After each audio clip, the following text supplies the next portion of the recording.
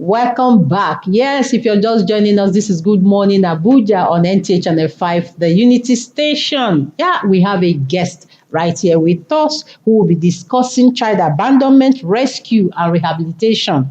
Okay, he is the founder of Vine Heritage Home, Wagwalada. Okay, he is Pastor Stephen Olushola. Good Sir, morning, you're everyone. welcome. Good morning. You're welcome. We're glad Thank to you have so much with for us joining this us. morning. Thank you so much. Okay, yes, we are talking about child abandonment, rescue, and rehabilitation. Before we go into that, talk to us about Vine Heritage Home. All When right. did you start and how did it all? Thank you very much. My Vine Heritage Home actually began out of an overflow of our missionary activity. I'm a missionary, I'm a trained missionary. Okay. I've been a missionary now for 33 years. Wow. And while we are doing our work, preaching about Jesus with focal points on the interior part of Nigeria, we go to the villages. I don't stay in towns. So while we are doing that, we discover some children were in danger because of certain situation around their birth or where they live. That was in 1996 when we got the first information that some children like could be in danger in some rural communities. And we quickly intervened and pick up the first child. But that was like a story from nowhere. Because between 96 and 2003, we didn't have any opportunity to save another child again.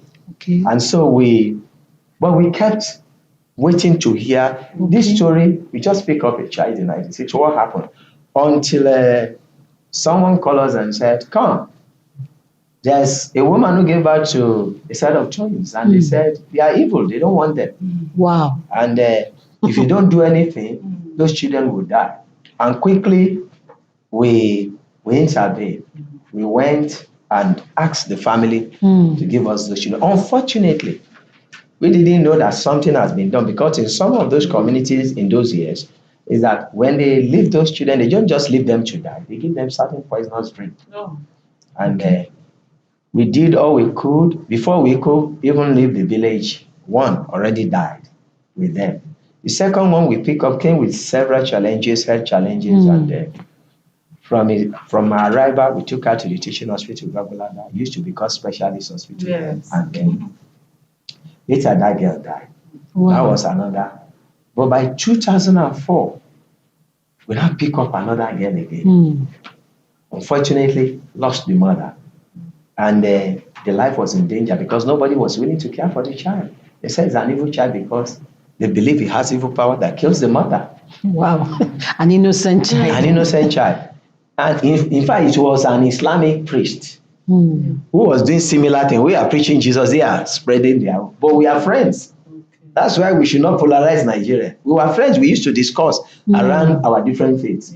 And he called our attention and said, come, I went to social community. I saw a child beside a dead mother. And he said, what happened? He said, this child killed the mother. And that child must die. And he pleaded with the chief, please, my friend, a missionary, they are interested in these children. Can we come and pick them? Then he called my attention. We went together. We pick up that child. And that child is still alive today. Wow. So that's how Vine Heritage Home started. In fact, let me confess that we didn't even plan to set up a home. We were just spreading the good news of Jesus. But here is a divine. Here is what is a child's life in danger. Will I turn the other hand and say, no, I'm not here for children. I'm here to preach to adults. That's how we started. Okay, sorry to interrupt you. Let's look at the role of orphanages in Nigeria. Our role, not just Vine Heritage, the roles of home operators, whether motherless babies home, orphanages, and rescue home, is to make sure that no child is lost. No child will die. Whatsoever is the situation or circumstance that brought them to that situation. Because children are vulnerable in communities, they are vulnerable in the cities, you see them everywhere. The role of home operators is to make sure that no child is left uncatered for. No child is left uncared for, wherever they are. Whatsoever the situation, whether I lost both parents, I lost one of the parents, or that the child is HIV positive. I had some like that in my home. I had the one that is HIV and the family said, we don't want, that's what kill your father and mother, and they want to push the child out. And Somebody brought the child to the home. So whatsoever the situation that bring a child into trouble, vulnerable, some are street, they are sleeping on the street, nobody's caring for them. Those children can be easily picked up by anybody and used for whatever reason, Yes. rituals, turn them to riffraff that they can use to cause trouble. So homes are to go after these children wherever they are. Okay, sorry, there is something, there's been this story of some orphanages not being genuine. They use the children as beggars. They just pick children. In fact, there was a story of some that will hire children from the parents to use them to beg or to use them, keep them in the orphanages so that when people come, they will see that they have plenty children so that they can gather money. That was the essence of us asking you Yes. how it all started. Yes, yes. Yes, there are those homes. Number one, such people, some of them who are doing that are not registered. Okay. They don't have CAC, they don't have anything, they just start. And when they started like that, I personally intervened. One day I was in a park in Gwagwalada, and I saw 4 young men with these vests and envelopes, and they said they were asking for money on behalf of a particular home operator in Abuja. And I called them and said, what you are doing is not correct. They said, you are making it to look as if you must do this. Yes. I called him and said, please, can you come and join us? We have an association that brings home operators together. Can you come and join? If you have a challenge, there's a way we can solve this. So there are those homes who are not genuine. They are just there, pick up children. In fact, at festive period, let me confess to you, some, like you said, they will go and hire people from their homes. Yes. And then tell people to increase the number. Yes. And then when they get all the supply, they just give a token to those children. I take back to your parents, and the children don't even know what is happening. So we have such people, and our supervisor in this work, the social welfare. That's why government set them up to look out for those who are doing such, who are not genuine. Some they may have started like us. I call us accidental home operators because we didn't get up. We didn't just wake up agenda at all. Say, let me just go. It was an overflow. We saw a child in need, a child in danger. So maybe they started like that, but they have to go about it the right way. Have you ever had an experience where you rescue an abandoned child and then you have to come face to face with either the mother or whosoever that abandoned that child? Well, in my own case, I don't usually experience that because, like I said, I'm a missionary. Whenever I intervene to save the life of a child, I'm doing it for them. Okay, sorry. What I mean is that them coming back to say, this is my child. Maybe after you have rescued and taken care of that child, and then you have them show up, either the family members or... Yes, whenever the family show up, for me, it's even a thing of joy for me. Okay. For the family to come back to claim the child, I have no choice. Because I have a policy that no child must live in my house forever. Okay. Once the family comes for Invite Heritage Home, in the last 4 years, we are successfully taking 26 children back to their family. Wow. And they are doing very well in their family. Amazing. So that's our job. We don't want to institutionalize a child, that a child in the home forever. In fact, for those who will stay beyond 18, I do say to them, once you finish your higher institution, and I've done that successfully to like 4 of them, when you finish your higher institution, you are not coming back home. Okay. You have to get into the larger society. Okay. For some, we still need to assist them, get them a separate accommodation apart from the home where they grew up, and then link them up with people who can give them job.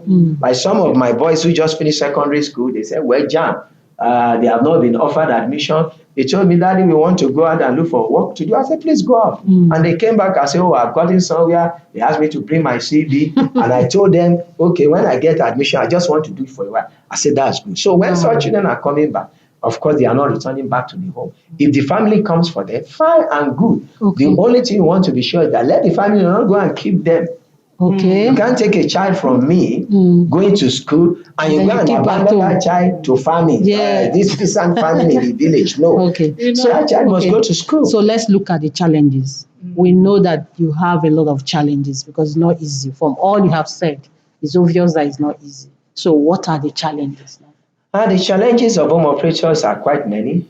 Like I said, one, you need to provide food Mm. You need to provide clothing. You need to provide education. Mm. Especially when you are talking of having 20, 30, 40 children now in your home. Now, you have to provide same thing for everybody. And if you don't have people who are supporting you or Wow. government backing you up, Mm. no matter how rich you are, you discover at some point your supply is gone and people have to come to your rescue. Mm. Like I said earlier, taking a child to the hospital, when you go to the teaching hospital, you want to take a child, they will say pay deposit of 30,000 Mm. before they will take care of the Wow. child. They will say, okay, we need to transfuse blood, pay for blood, or you bring a donor. Then you receive a new baby, 2 days old, 1 day old, no breast milk. You don't have surrogate mothers. It's difficult. Sometimes when I see other women in the environment who are breastfeeding their baby, I say, please, can you come and be a surrogate mother? I say, they would rather want to provide money to buy baby milk. Yes. But people can do that. But they're okay, we provide baby milk. So you need to feed the We baby. can do Wow, extraction now. wonderful experience. It's like I just sat down and I was just listening and listening. What you are doing is awesome, is exceptional. You know? And like I said, it is divinely orchestrated. Before we let you go, because there is Yes, no ma'am. time, your final word as you link it to how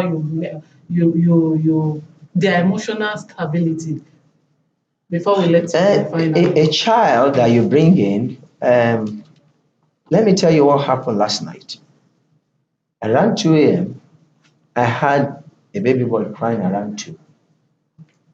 And the caregiver that works overnight, I have those who work in the night, I have those who work during the day, and those who work section by section. I called the caregiver. Even though I called the caregiver and said, this child, okay, oh, why are you crying? Oh, your diapers is wet. Okay, please change him. And then after changing the boy said I should carry him. So I carried him first and took him to my room. I said, should I make you Milo? He said, yes. I was around 2 a.m. I made him a little Milo, fed him. And I said, now, daddy need to do some work in the night. Please, let me take you back to your caregiver. Initially, the baby grudge, I placed him back. When I saw him dozing, I picked him up and took him back to the caregiver. If you pick up a child and you can't give the emotional support, Wow. you can't give the psychological support, you may have everything, you eventually lose that child. For my own children, like I jokingly say to them, I am your Jesus that you know. Yeah, Father. I am the apostle that you know. Whatsoever you need first, I'm available for you. My wife is available for you. So we provide everything for them. We counsel them, we pray with them, we play with them, we play ball together, we sing together, we jump together, we skip together. Sometimes I want to know their friends.